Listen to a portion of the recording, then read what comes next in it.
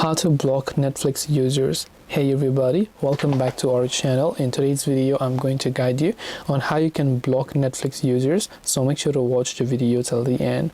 Now, blocking Netflix users over here typically means that you don't want them to use a Netflix account. Well, in that case there are two things that you can do. You can log them out of your device, and another thing is you can change your password. So open up your browser and go to netflix.com, because I'd recommend you do that. You can tap on the three lines option, go to account option over here. Once you go to account option, you can choose to sign out of all devices, but you can also view those devices that are currently logged in manually by tapping on manage access and devices here, then just signing out of all these devices by tapping the sign out option. And for security, what you can also do is you can actually just try to change your password by tapping the change password option over here, and this way the person who are logged into your account will no longer be logged in.